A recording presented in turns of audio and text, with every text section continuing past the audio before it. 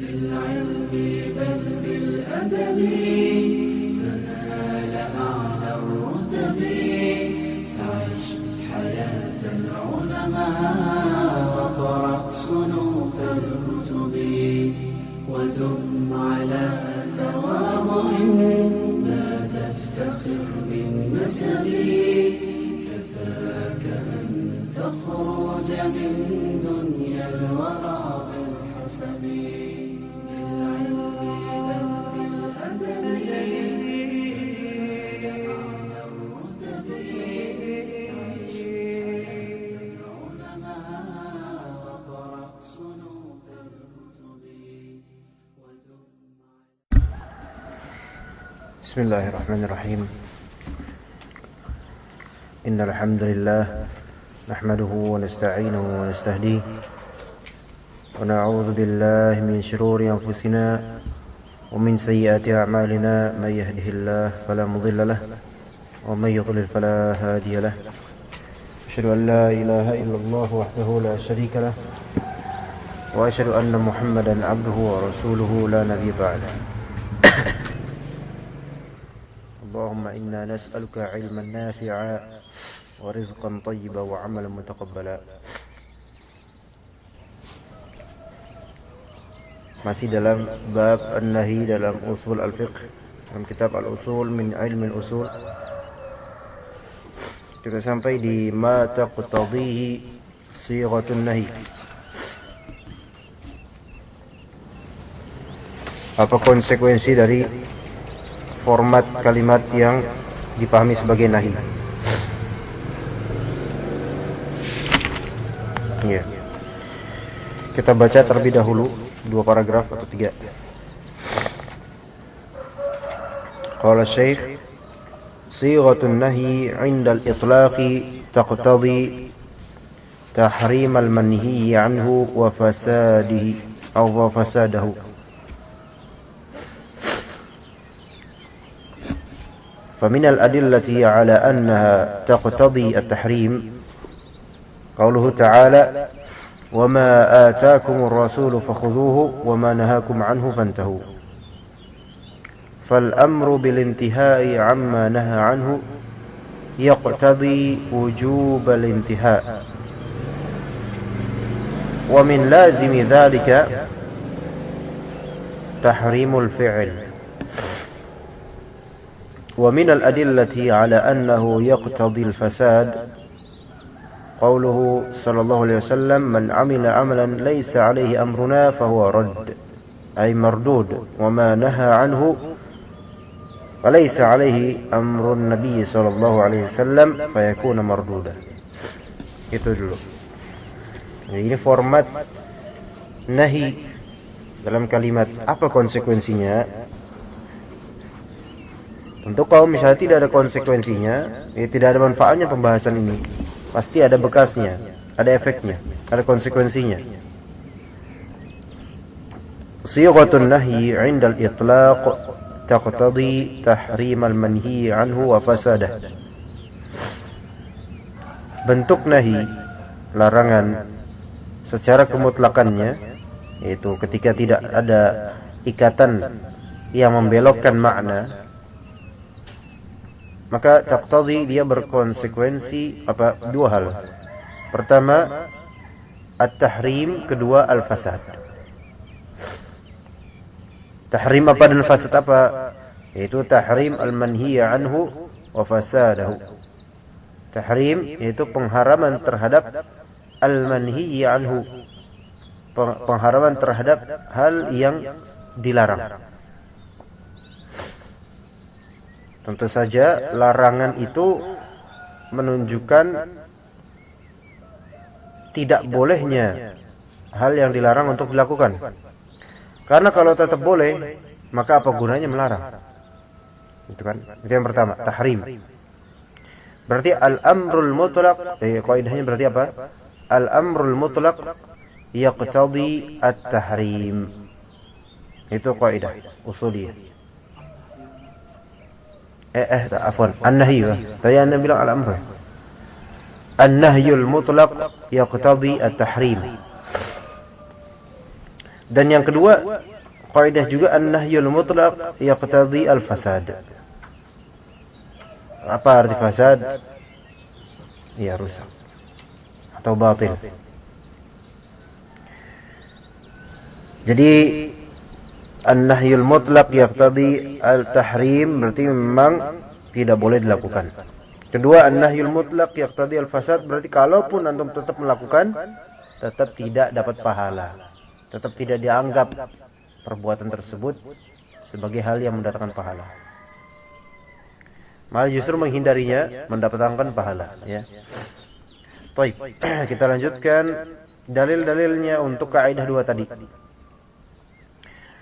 Nah, sekarang an-nahyul mutlaq yaqtadi at-tahrim, dalilnya adalah fa min al-adillati ala annaha taqtadi at-tahrim, dan di antara dalil-dalil bahwasanya sighat an-nahi itu berkonsekuensi pengharaman. Di antara dalil-dalilnya adalah firman Allah Ta'ala, wa ma atakumur rasulu fakhudhuhu wa ma nahakum anhu fantahu. Dan apa yang Rasul datangkan kepada kalian maka ambillah, dan apa yang Rasul larang kepada kalian maka intahu. Intahu yaitu putuskanlah, selesailah, jangan dilakukan dah. Berarti di sini kalau kita lihat di sini, lihat. Wa ma atakumur rasulu fakhudhuhu. Khudhu ini fi'il apa? Fi'il amr. Jadi apa yang Rasul datangkan secara umumnya maka wajib untuk kita ambil. Kemudian wa ma nahakum anhu fantahu, juga intahu fi'il amr. Maka apa yang Rasulullah larang wajib bagi kita untuk tidak melakukannya. Intahu.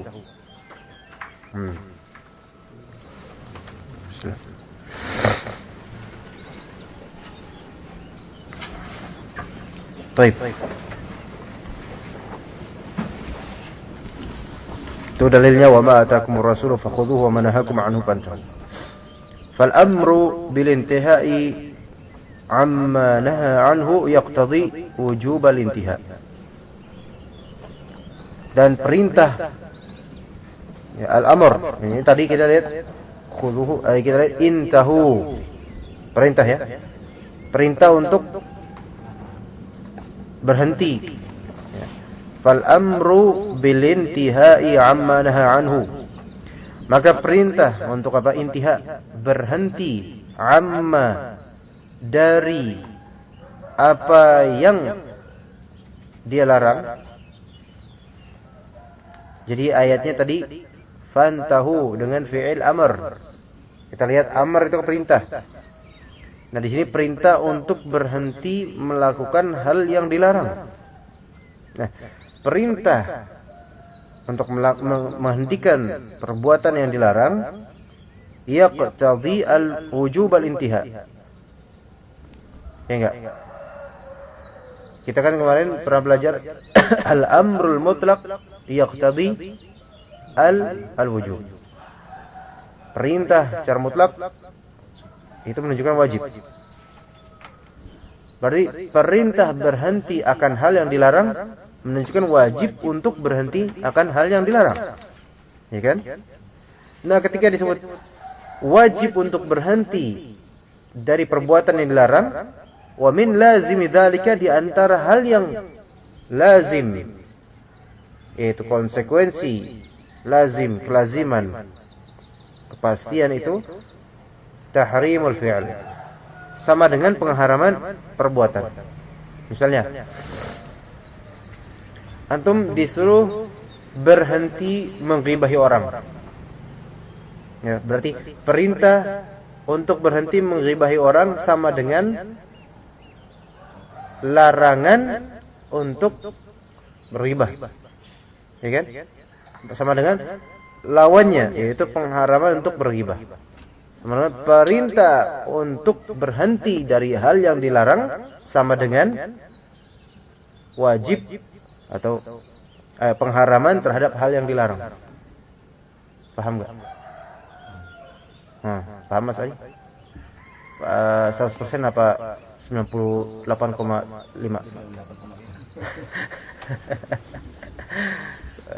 Ya udah.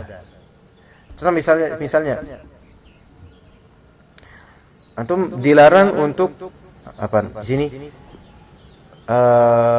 misalnya di suatu daerah ada sedikit kayak rawa gitu, orang banyak apa? Banyak nimbun sampah di situ. Ya. Terus ada tulisan di situ. Berhenti membuang sampah sembarangan. Berhentilah, fi'il amr, membuang sampah sembarangan. Ya kan? Berarti ini perintah berhenti dari hal yang dilarang. Perintah berhenti dari membuang sampah sembarangan. Perintah menunjukkan kewajiban bukan? Di sini yang wajib adalah berhentinya atau membuang sampahnya. Berhenti membuang sampah, bukan yang wajib adalah membuang sampah di sembarangan, bukan. Iya, enggak paham enggak? Berhenti membuang sampah sembarangan. Yang diperintahkan, diwajibkan adalah berhentinya, bukan membuang sampahnya. Baik. Yang diperintahkan berhenti. Berarti lazimnya adalah lawannya dilarang buang sampah sembarangan dan diwajibkan berhenti dari membuang sampah sembarangan gitu.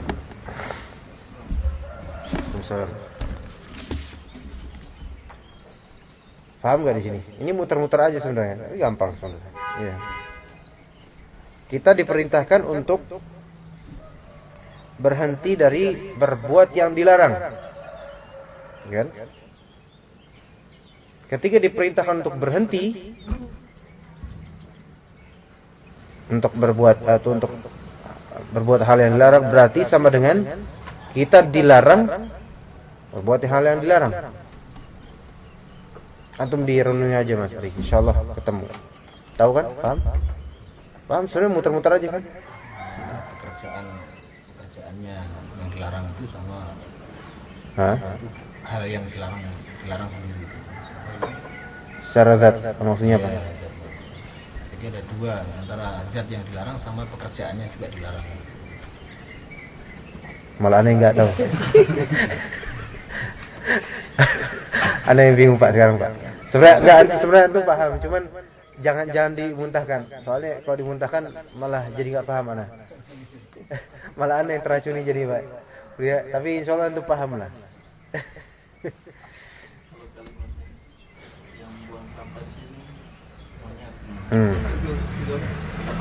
Itu doa.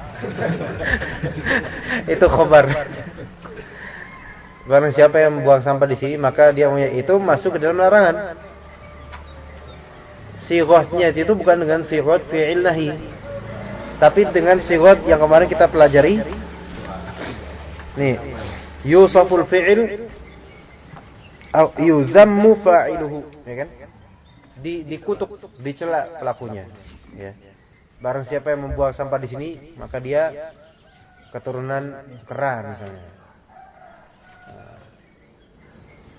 Atau kalimat hanyalah anjing yang boleh buang kancing di sini. Nah, itu yuzammu fa'iluhu itu. Ya. Kalau misalnya pelakunya dicela, berarti perbuatannya tercela. Ya. Berarti ini adalah larangan dan asal larangan haram. Ketika orang itu menulis yang buang sampah di sini adalah monyet, apakah orang itu kita pahami dia ingin mengharamkan buang sampah sembarangan atau dia membolehkan? Ya mengharamkan. Itu udah sesuatu yang natural kita pahami. Yang namanya celaan itu berarti orang yang mencela itu tidak ingin sesuatu yang tercela itu terjadi. Gitu. Oke. Kita lanjutkan kaidah atau dalil untuk kaidah yang kedua, yaitu al-amrul mutlaq yaqtadil fasad. Al-amr an-nahyul mutlaq yaqtadi al-fasad. Larangan yang mutlak berkonsekuensi rusaknya perbuatan yang dilarang. Maksudnya rusaknya dia tidak mu'tabar, tidak sah, tidak dikaruniai pahala. Ya.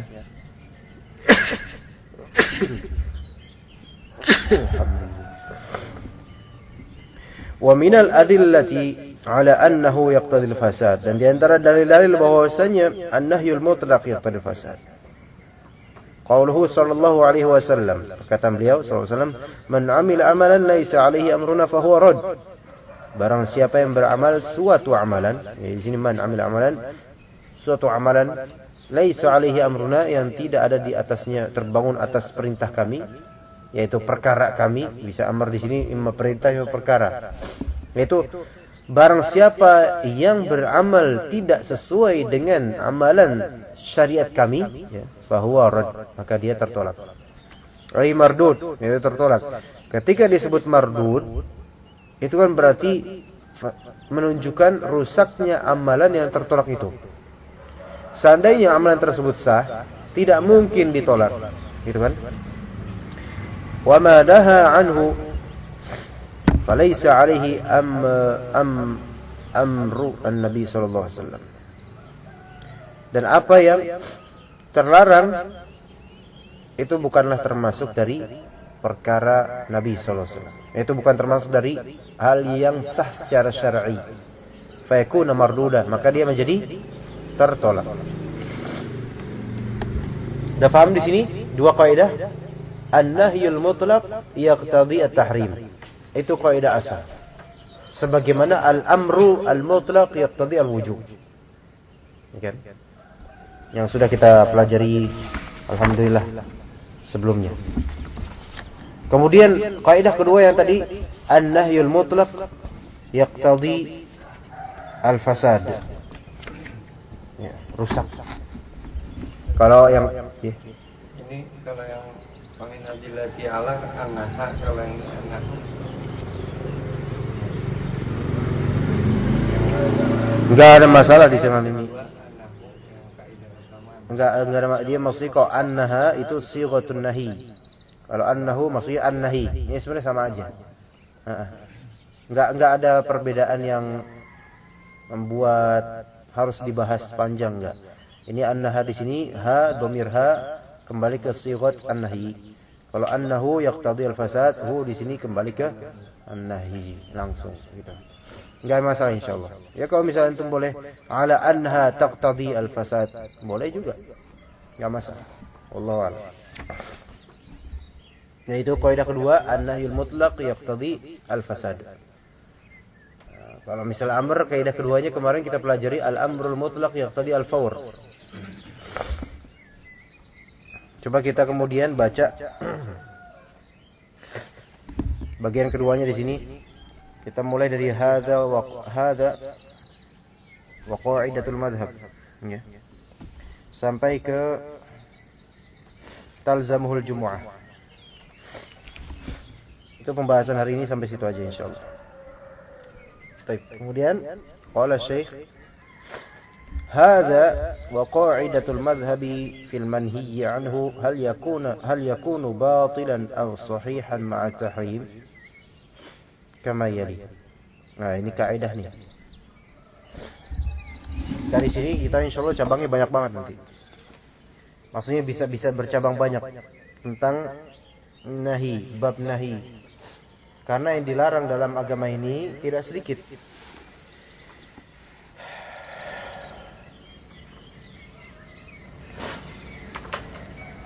Ingat, batil itu maknanya sama fasid di sini ya. Kita baca kama yali. Al-awwal an yakuna an-nahyu 'aidan ila dhatil manhi anhu aw syartihi fayakuna batila. Al-thani an yakuna an-nahyu 'aidan ila amrin kharijin la yata'allaqu bi dhatil manhi anhu wala syartihi fala yakuna batila. Mithalul 'aidi ila dhatil manhi anhu fil ibadah. An-nahyu 'an shaumi yawmal 'idain. An-nahyu 'an shaumin yawmal 'idain. Boleh juga an-nahyu an shaumi yaumil 'idain.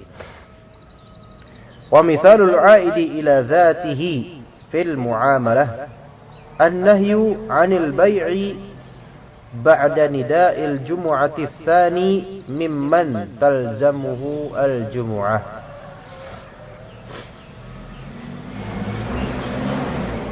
Sudah? Hadza, beginilah. Wa qa'idatul madhhab, dan kaidah mazhab Hanbali fil manhiyyi anhu, dalam hal yang dilarang tentangnya. Hal yakunu batilan aw sahihan ma'a tahrim. Jadi gini pertanyaan, apakah semua yang dilarang itu menunjukkan rusak total, atau kadang-kadang ada yang sahih, sah, tetapi tetap dilarang? Nah, gitu. Ini berkaitan dengan kaidah apa? An-nahyul mutlaq yaqtadi kaidah apa? Enggak. Hah? Fasad. Ini berkaitan dengan kaidah an-nahyul mutlaq yaqtadi fasad. Ini menunjukkan antum belum 100% paham berarti. Padahal mudah. Atau memang tawadu, enggak mau jawab? Harus jawab kalau Anda tanya. Kalau tahu. Ingat kaidahnya an-nahyul mutlaq yaqtadi al-fasad. Itu kan asli kaidahnya. Larangan secara mutlak berkonsekuensi rusaknya amalan yang dilarang. Kalau amalan tersebut rusak, berarti kan batil, enggak diterima. Tapi kemudian ada pertanyaan penting. Apakah semua hal yang dilarang dalam syariat itu konsekuensinya rusak amalan tersebut, batil, tidak dianggap? Atau apakah ada beberapa kategori amalan yang memang dilarang tetapi tetap sah untuk dilakukan? Paham nggak? Paham nggak? Belum. Gimana cara memahamkan antum? Minta sama Allah aja. Itu ke contohnya, bentar. Belum ke contohnya, biar kalau langsung ke contohnya itu instan. Kalau ini pahami dulu. Kalau langsung ke contohnya paham. Ana pengen antum tuh enggak paham dulu. Enggak juga, enggak. Kelamaan soalnya. Enggak, tapi Ana pengen mengajak antum tuh lebih ini lagi, lebih dalam lagi. Walaupun tanpa contoh, dari awal sudah paham itu enak. Maksudnya kalau udah terlatih dengan gitu itu bagus itu. Jangan nunggu instan dulu. Ana ulangi. Tadi ada kaidah apa yang kedua? An-nahyul mutlaq yaqtadi al-fasad. Larangan secara mutlak,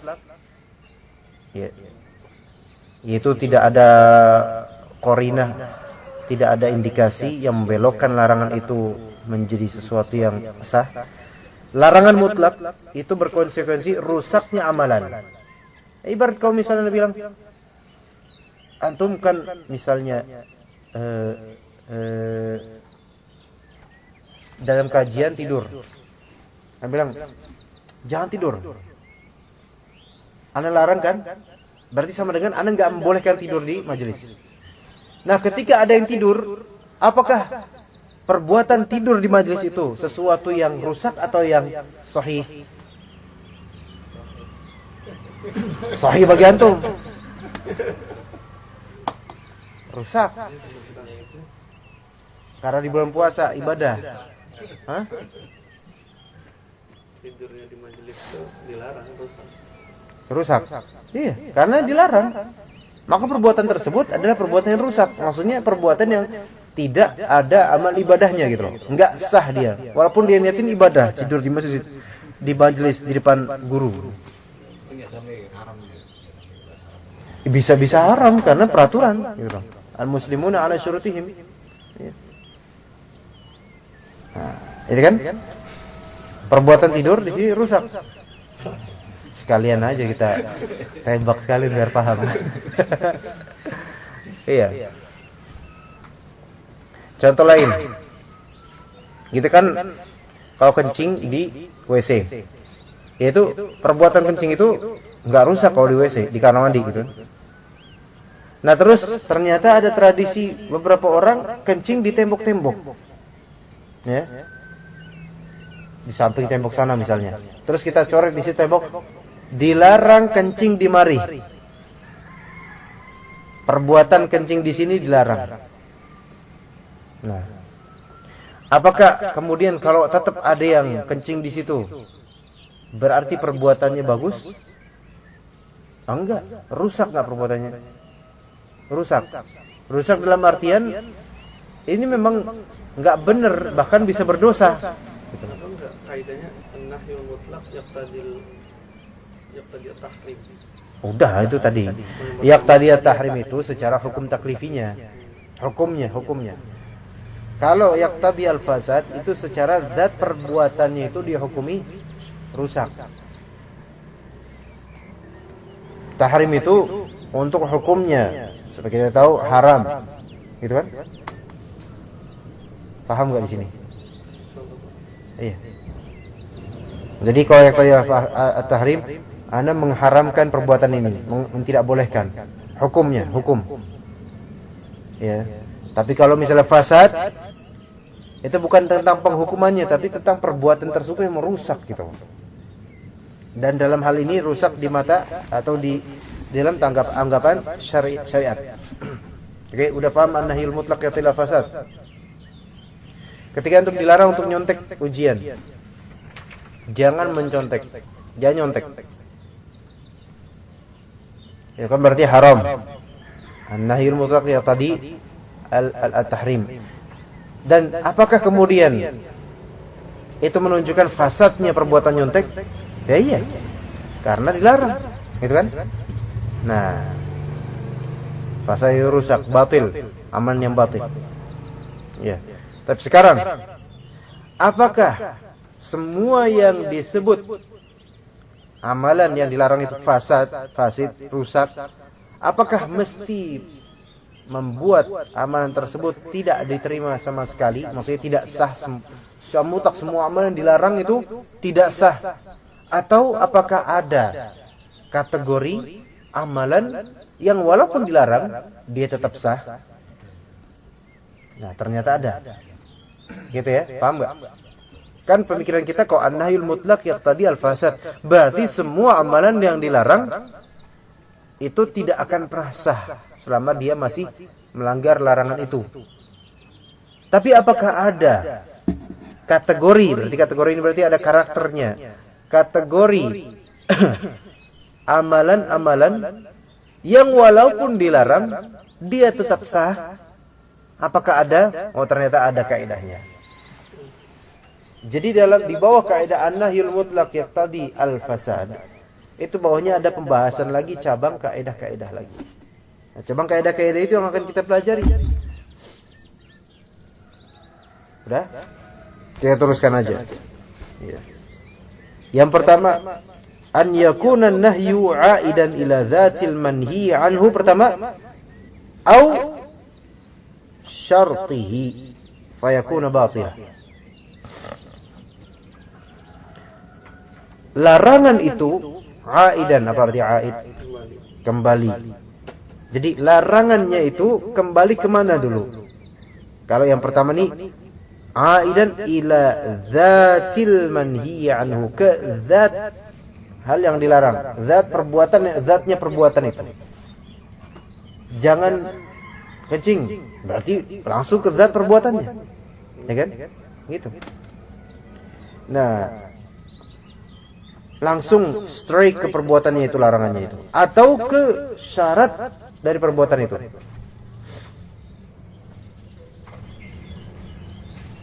Paham nggak? Nanti kalau dengan contoh sebenarnya paham, tapi anda nggak mau nyontohin.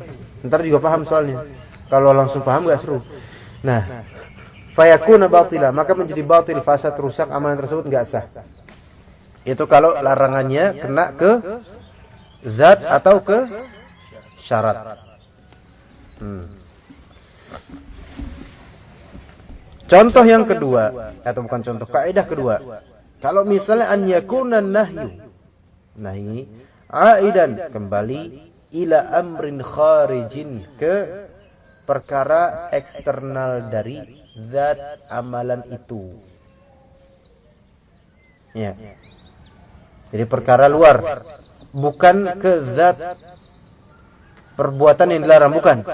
Tetapi ada perkara luar yang terlarang, dan perkara luar itu kebetulan bercokol di zat perbuatan itu atau ke syaratnya. Ya. Kebetulan.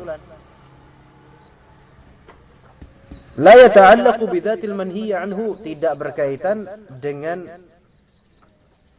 zat, yaitu dengan perbuatan zat itu yang dilarang itu.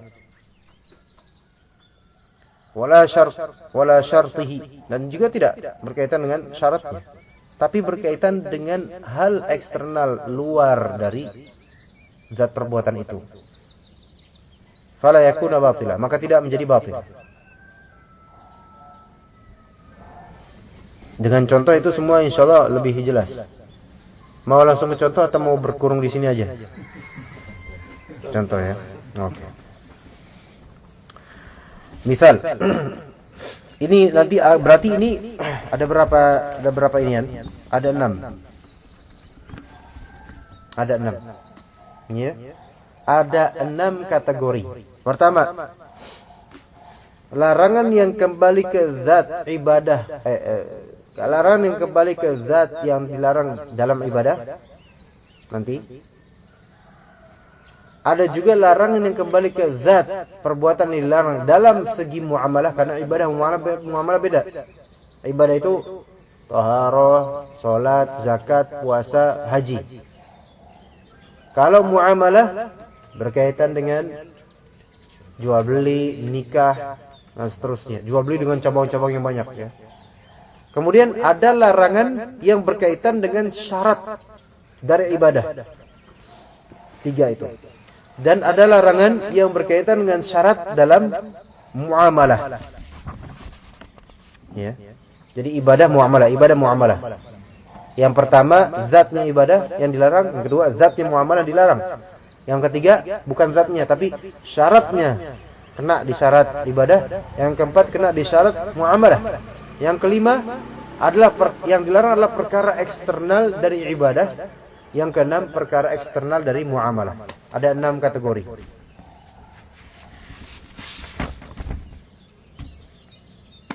Kategori 1, 2, 3, 4 itu semuanya memberikan konsekuensi batilnya amalan. Kategori 5 dan 6 berkonsekuensi walaupun dilarangnya amalan itu tapi dia tetap sah. Gitu ya. Kita lihat nanti. Misalul aidi ila dzatil manhiy anhu fil ibadah. Contoh hal yang terlarang yang kembali ke zat perbuatan itu dalam ibadah. Contoh an-nahyu an shaumi yaumil idain. Atau yaumul idain boleh. Larangan untuk puasa. Ya, larangan untuk puasa di 2 hari raya, Idul Fitri dan Idul Adha.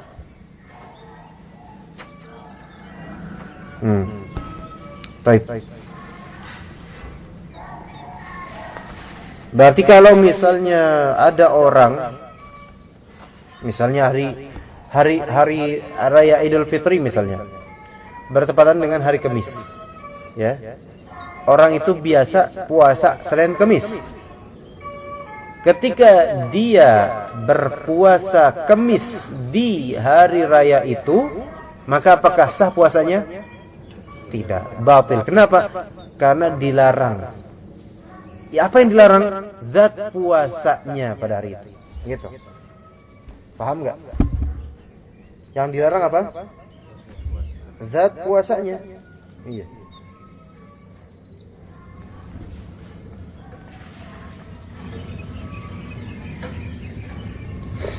Oke. Kalau misalnya dia bernazar,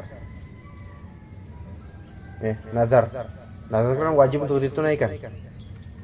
Kalau misalnya saya lulus SMA, maksudnya ada pengumuman lulus UN, saya bakal puasa nanti di hari raya. Baik. Apakah dia harus menunaikan nazarnya atau dia harus membatalkan nazarnya? Membatalkan nazarnya. Kenapa? Karena bernazar dengan sesuatu yang terlarang secara zat tidak boleh. Enggak? Iya. Paham nggak di sini? Enggak. Enggak, karena enggak sah nazarnya. Nazarnya batil karena yang dinazarkan perbuatan konsekuensinya dia adalah sesuatu yang dilarang secara zat. Paham di sini? Udah gitu jadinya. Jadi itu masalah ibadah langsung ke zat perbuatannya. Oke?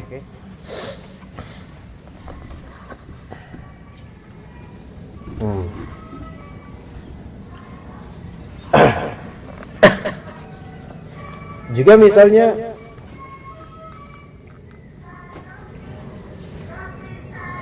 perempuan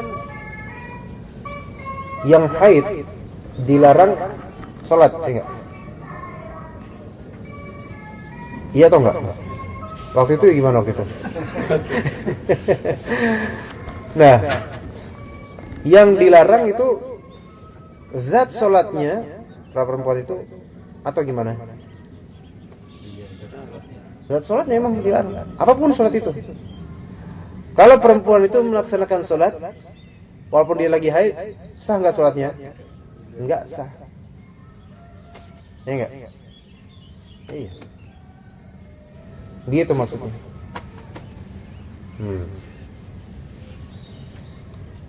Contohnya wala taqrabus sholata wa antum sukara. Ya enggak?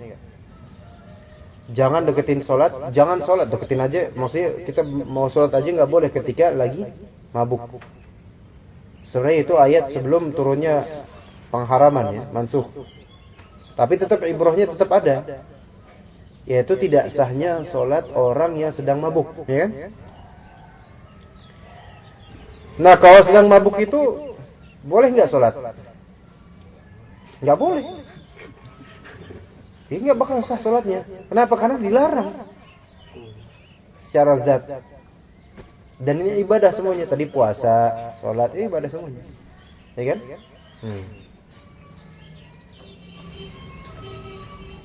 Baik.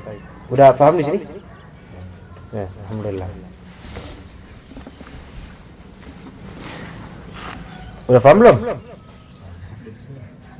Udah ada contohnya itu, anak kasih. Baik. Itu yang pertama. Wa mithalul 'aidi ila dzatihi. Tadi kan ibadah, sekarang fil muamalah. Berarti enggak berkaitan dengan puasa, enggak berkaitan dengan haji, enggak berkaitan dengan muamalah. Muamalah itu biasanya berkaitan dengan akad, ya. Karena muamalah itu kan amala yu'amilu muamalatan, itu ada interaksi sosialnya gitu. Bainan nas. Dia akad ya. Kalau ini hablum minallah kalau misalnya ibadah. Nah, contoh an-nahyu 'anil bai'i ba'da nida'il jumu'ati ats-tsani mimman talzamuhul jumu'ah. Larangan 'anil bai', jual beli, akad jual beli, ba'da nida'il jumu'ati tsaniyah, setelah panggilan Jumat kedua.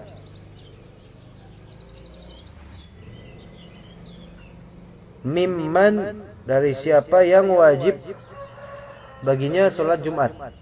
Jadi enggak termasuk di dalamnya orang marid dan perempuan dan musafir. Apa tadi namanya? Iya, musafir. Enggak termasuk. Oke? Karena wajib baginya, karena mereka enggak wajib Jumat. Seorang sakit, perempuan secara mutlak, dan musafir secara mutlak. Enggak wajib Jumat. Nah, yang dilarang di sini apakah haidnya? Bukan. Tapi yang dilarang adalah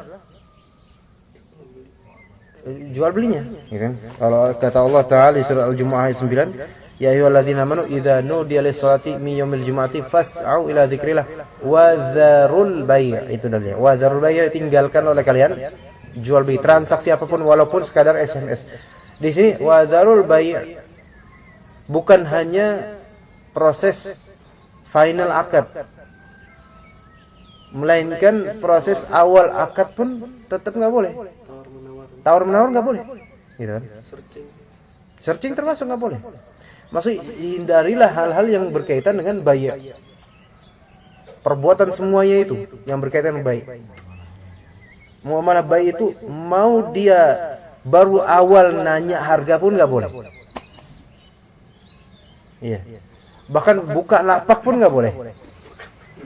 Walaupun akhir-akhirnya ada diskonnya. Gara-gara ketahuan siapa sebenarnya itu. Nggak di YouTube itu jadi kelihatan itu. Saudara nggak mau ngupdate itu, cuman dipaksa kita untuk lihat itu. Ya. Kalau anak-anak Kan gue ilmu mukallaf, Mas Bro. Anak-anak itu sendiri bayinya itu nggak sah sebenarnya. semua tuh. Yang belum mumayyiz. Gimana kita beli di warung? Enggak, kalau misalnya udah mumayyiz nggak apa-apa. Karena di Masjid Pondok Indah Jumatan beberapa minggu lalu banyak yang nawarin koran gitu anak-anak. Koran buat apa? Alas sendiri penuh. Oh. Ini ba'da nida itsani loh. Tapi kalau misalnya hal itu darurat, maka nggak masalah. Misalnya menjual air ketika masjid udah nggak punya air, udah azan kedua, karena darurat nggak masalah. Bayi yang seperti ini, jual beli yang seperti ini, apalagi berkaitan dengan kelangsungan sholat Jumat itu. Nah, larangan ini ketika di azan kedua bagi yang azannya dua ya, yaitu ketika imam itu udah imam khatib itu naik mimbar.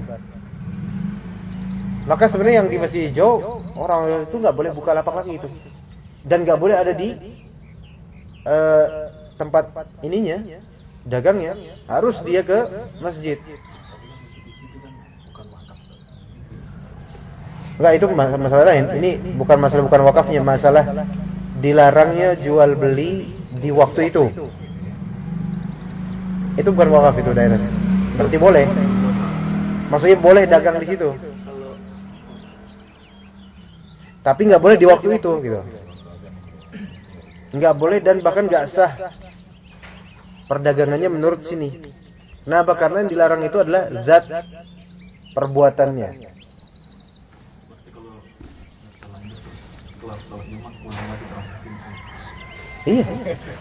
Iya. Konsekuensinya gitu. Kalau nggak diulang, kalau karena kejahilan ya mudah-mudahan dimaafkan. Kalau misalnya dia tahu, berarti emang dia berdosa dan harus diulang lagi gitu kan. Tapi baiknya diulang kalau ada alim yang mengingatkannya gitu. Jadi kalau misalnya kita safar dia namanya, tapi yang jualan kan nggak safar. Itu dosa-dosa gitu kan makan siang. Dosa-dosa dia itu. Bisa nggak beli makanan? Kalau kitanya sih nggak apa-apa kalau kitanya, karena kita musafir. Dianya yang fasid hartanya. Ya. Lagi pula kayak nggak ada waktu lain lagi antum beli itu. Sudah bawa pulang. Di luar itu jualannya apa? Bukan masalah di luar atau di ini bukan masalah itunya. Di masalah waktunya, siapapun laki-laki yang wajib atasnya Jumat, maka dia haram untuk melakukan bai' dan bai'nya itu nggak sah. Hasilnya batil. yang anak-anak tadi gimana? Karena kan darurat kalau antum kasus antum. Kalau di lain waktu cuma anak-anak. Anak-anak yang misalnya dimumayyiz dia sah aja. Tapi kalau anak-anak itu sebenarnya enggak seperti dewasa kan bai'nya. Masih agar para ulama kalau dia yang penjualan atau pembelian dari anak-anak atau melalui anak-anak itu adalah benda atau sesuatu yang mahal, maka enggak sah. Tapi kalau untuk sesuatu yang remeh kayak cuman tikar alas koran itu enggak masalah. Membelikan permen gitu. Iya, membelikan rokok misalkan titip anak-anak. Kan biasanya gitu waktu kita kecil dulu. Minyak tanah. minyak tanah, nggak apa-apa itu. Asal anak itu udah mumayyiz, bisa membedakan. Kalau anak itu masih usia 5 tahun, balita atau 4 tahun udah disuruh beli Ferrari, ini Masya Allah. Kalau kerupuk nggak apa-apa. Tapi kalau misalnya supir angkot nih, supir angkot dia ngangkot pas Jumatan, ya kan? Maka kan ada akad di situ. Kita bayar. Iya. Lah terus kita gimana? Kalau kita jadi musafir nggak masalah. Kalau kita haid juga nggak masalah. Atau perempuan, karena nggak wajib Jumatan. Tapi dia yang masalah di dia. Dan mudah-mudahan sih akadnya tetap nggak masalah di sisi kita. Karena kita nggak diwajibkan Jumat pada saat itu. Otomatis kalau kita nggak diwajibkan Jumat pada saat itu, maka transaksi pada saat itu yang dilakukan oleh kita itu sah bagi kita untuk nisbat kita. Paham di sini nggak? Paham? Beneran paham? Gojek juga sama aja. Sama Gojek. Nggak boleh buka aplikasi ketika khotib sudah ini. Nggak boleh. Dalam perjalanan itu sampai kita perjalanan ke Priuk itu kan berangkatnya kan sebelum azan jauh. Ini sampai sana ternyata masuk belum itu. Itu beda lagi kondisi kalau itu emang bukan karena sengaja dari awal. Nggak apa-apa insya Allah. Teruskan aja. Masa mau salat di jalan? Terusan aja sampai tujuan insya Allah. Begitu. Oke, itu udah zatnya ya. Itu yang dilarang, zat ibadah atau zat muamalahnya. Kelas dah sampai situ aja insyaallah. Dibatasin sampai sini dulu. Insyaallah pada pekan depan kita akan mulai ke yang lainnya insyaallah taala. Subhanakallahumma bihamdika asyhadu an la ilaha illa anta astaghfiruka wa atubu ilaik.